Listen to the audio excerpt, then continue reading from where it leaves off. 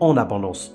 La libéralité est le seul domaine où Dieu fait un pari avec l'homme pour lui conduire dans une bénédiction. Par ailleurs, il veille à ce que la source soit propre, que la source soit digne, fruit de notre sueur, au dur labeur ou mérite, et non du vol ou du bien mal acquis ou de la prostitution ou de toute autre source de revenus qui ne glorifie pas le Seigneur.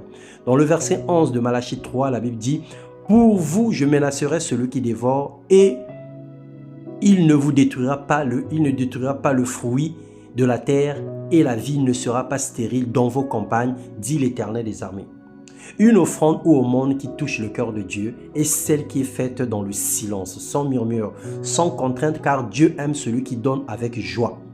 Ce qui compte pour Dieu, c'est la qualité de notre offrande et non la quantité. Il s'intéresse à la motivation de notre cœur. Il surveille notre attitude face aux dons. Il exige une discrétion totale. La main gauche ne doit pas savoir ce que la main droite fait. Cette expression veut tout simplement dire pas de publicité quand on fait un bien à l'autre. Matthieu 6, le verset 3, Marc 12, le verset 44. Et nous pouvons également parler de l'offrande d'Abel par rapport à l'offrande de Caïn. Dieu est sensible aux offrandes, il ne laisse pas inaperçus nos aumônes, nos dîmes et autres dons. Le témoignage de Dorcas, ressuscité à cause de ses bienfaits, nous en témoigne grand chose dans les actes des apôtres. La libéralité prouve également le degré d'amour que nous avons pour Dieu et pour les autres.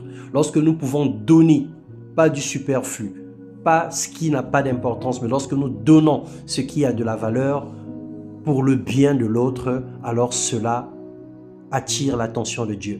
Dans Proverbe 11, le verset 24, la Bible déclare « Tel qui donne libéralement devient plus riche, tel qui épargne à l'excès ne fait que s'appauvrir. » Dieu ne nous interdit pas d'épargner, mais Dieu nous demande de ne pas épargner à l'excès. À l'excès, ça nous emmène dans un niveau d'avarice ou dans un niveau d'égoïsme à outrance.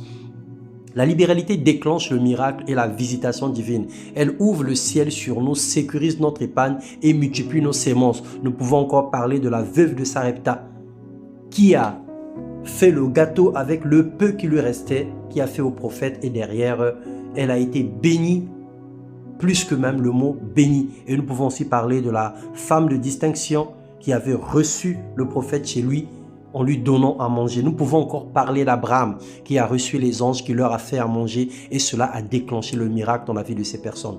Si nous sommes attachés à la source qui est Jésus, nous aurons toujours en abondance les ressources qui sont des bénédictions.